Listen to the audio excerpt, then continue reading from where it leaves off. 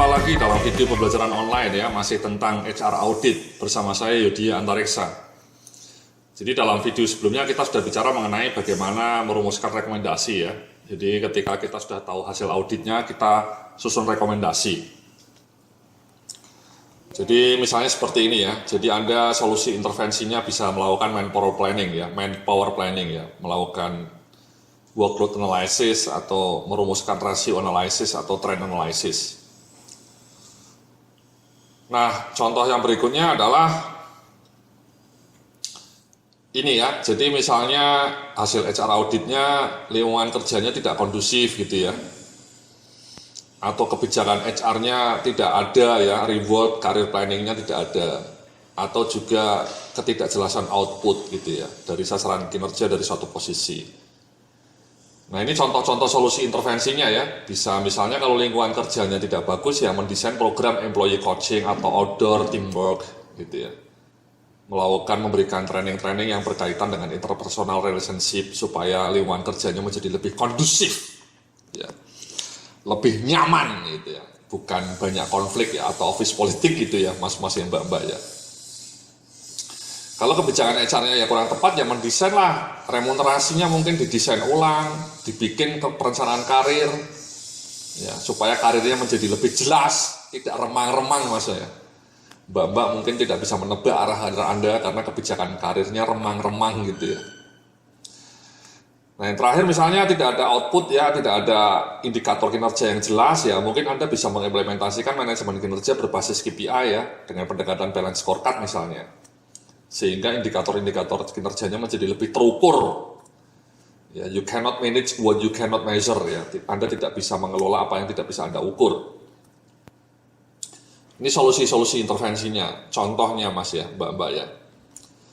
Atau contoh yang lainnya adalah ketidakjelasan prosedur, ya deskripsinya atau desain struktur tidak sesuai dengan kebutuhan ya. Solusi intervensinya melakukan job design atau organizational redesign ya, restructuring ya. Strukturnya dirombak, mungkin disederhanakan supaya menjadi lebih efisien, lebih lincah, ya tidak gemuk dan penuh dengan birokrasi. Jadi itulah mas ya beberapa contoh bagaimana kita membangun solusi atau action plan, rekomendasi untuk menindaklanjuti HR assessment atau HR audit.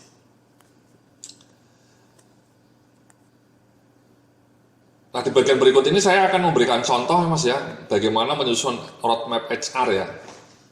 Boleh jadi roadmap ini juga hasil dari analisa HR audit ya. Misalnya dalam HR audit ketemulah Anda banyak berbagai fungsi SDM-nya belum Anda kembangkan dengan sempurna ya, dengan maknyus, masih compang-camping gitu ya. Jadi mungkin dari analisa ini tadi yang sudah Anda analisa mungkin Anda nilainya 2 semua gitu ya, atau bahkan 1, 2, 1, 2 gitu ya, sehingga nilai akhir Anda itu mungkin cuma 2,1 ya, ibarat IP Anda itu jeblok gitu ya mas ya, IP-nya cuma 2, gitu ya, karena banyak fungsi remunerasi, fungsi karirnya, fungsi manajemen kinerjanya, fungsi training and development-nya itu tidak pernah ada strateginya, tidak pernah ada pedomannya, tidak pernah ada sistemnya, semua mengalir saja, mengalir seperti rutinitas, sehingga skor Anda ya maturity level Anda kebanyakan 2 ya, kebanyakan 2. Jadi ketika kita tanyakan pertanyaan-pertanyaan audit yang sudah kita tanyakan dalam video-video sebelumnya ya, misalnya mengenai perencanaan karir dan manajemen kinerja gitu ya, apakah sudah punya KPI ya, bagaimana KPI-nya diukur, apakah sudah punya kebijakan karir yang jelas, bagaimana hasil kinerja karyawan dikaitkan dengan pola karir karyawan gitu ya. Apakah perusahaan sudah menyediakan karir resource center, bagaimana bentuknya. Itu semua jawabannya itu kosong gitu ya. Anda merasa belum punya semua gitu ya. Sehingga ya skor Anda 2, 1 ya. Nah kalau seperti itu ya Anda harus menyusun tindakan-tindakan action plan ya mas ya, tindak lanjut supaya tahun depan ketika diaudit lagi, ketika Anda ditanyakan pertanyaan seperti ini, Anda sudah bisa memberikan jawaban dengan lebih pede, dengan lebih gagah, Karena Anda sudah mulai menerapkan berbagai sistem yang kelas dunia Mas ya, bukan dunia lain ya. Nah caranya seperti itu tadi Mas ya, Mbak ya, saya kasih contoh ya, timeline roadmap ya. Misalnya saya memberikan contoh saja nih ya untuk 3 fungsi ya. Yang pertama performance management ya. Ini tahunnya ini mungkin ilustrasi saja Mas ya, bisa tergantung ya. Q1, Q2, Q3, Q4. Ini inisiatifnya Mas, ya untuk performance management misalnya Anda melakukan standarisasi PA ya, ada kompetensi dan KPI-nya. Pakai software gitu ya. Kemudian software PA-nya itu diintegrasikan dengan modul-modul software lainnya. Kemudian Anda pakai dashboard ya, performance management dashboard, jadi menilai KPI-nya, menilai PA-nya tidak lagi pakai kertas. Kalau karyawan Anda 500 orang kan menghabiskan banyak kertas itu Mas ya, annoying. Ya kalau bisa PA-nya itu dikelola dengan aplikasi Mas, dengan dashboard. Kemudian melakukan multimedia performance guideline, ya ini sosialisasi lah, sosialisasinya tidak pakai meeting tapi pakai multimedia. Kemudian campaign ya, Anda melakukan komunikasi lah ya, pasang poster dan kemudian review. Ini untuk performance management contohnya. Kalau untuk career and talent management ya, career and talent management, Anda susun kamus kompetensi ya, dan kebutuhan kompetensi jabatan atau profil kompetensi. Anda bikinlah. Jangan khawatir ya, di dalam video lainnya, dalam topik lain dari video ini saya menjelaskan bagaimana menyusun kompetensi jabatan ya Mas ya. Dan bahkan saya ngasih contoh-contoh profil kompetensi. Misalnya kemudian melakukan uji assessment, instrumen assessment ya, kalau sudah punya kompetensinya melakukan assessment.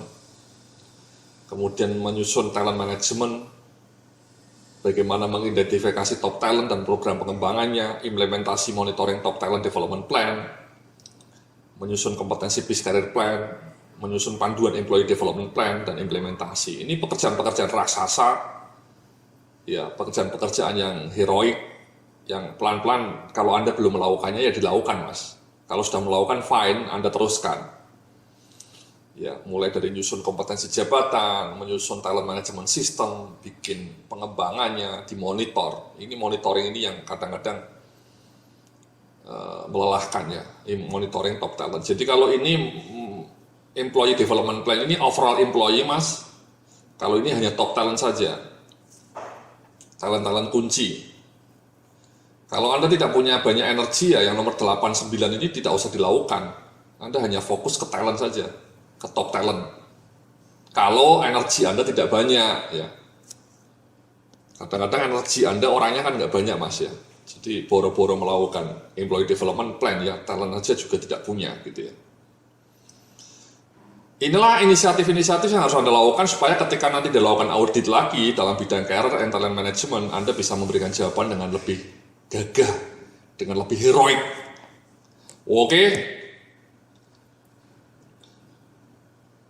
Nah di training and development misalnya ini ya, inisiatifnya Anda menyusun kurikulum ya, training plan, learning center, bikin learning center, bikin modulnya, bikin kebijakan dan panduannya ya, learning center, menyiapkan sarana learning center gitu ya.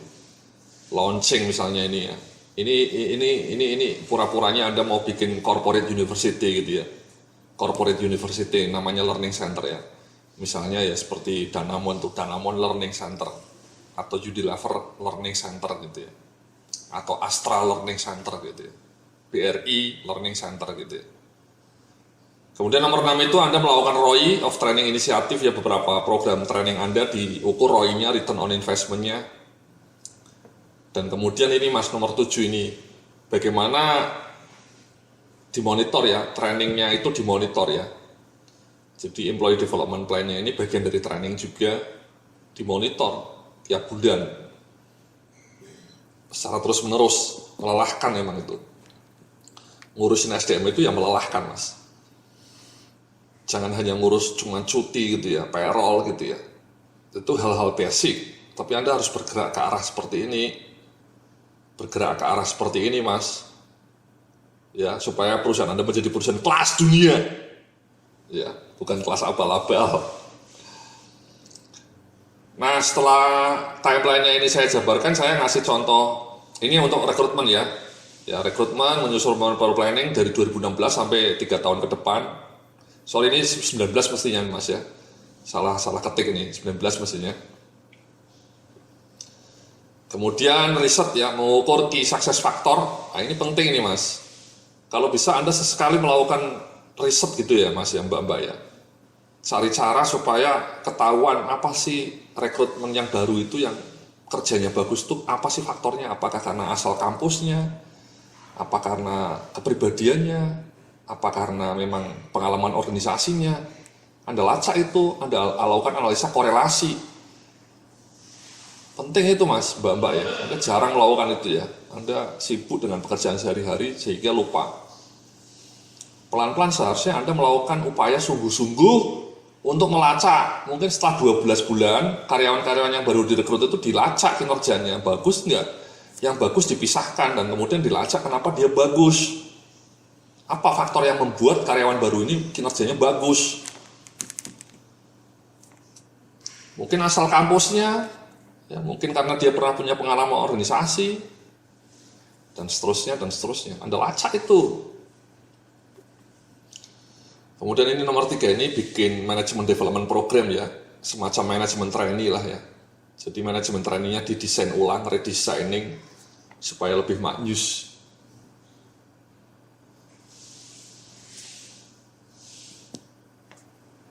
Jadi itu contoh Mas ya, contoh bagaimana melakukan inisiatif-inisiatif strategis dalam bidang training, manajemen kinerja, dan career and talent management. Ini adalah hasil dari asesmen audit tadi. Auditnya mengatakan career talent management sistem Anda masih buruk. Ya Anda coba benahi dengan inisiatif-inisiatif seperti yang ada di depan Anda ini. Ya. Jadi semuanya dibangun pelan-pelan ya. Mungkin butuh waktu 1 tahun ya. Pengembangannya butuh waktu 1 tahun ini. 1 tahun. Baru nanti setelah ini penerapannya. Ini penerapannya ya sudah tinggal diterapkan.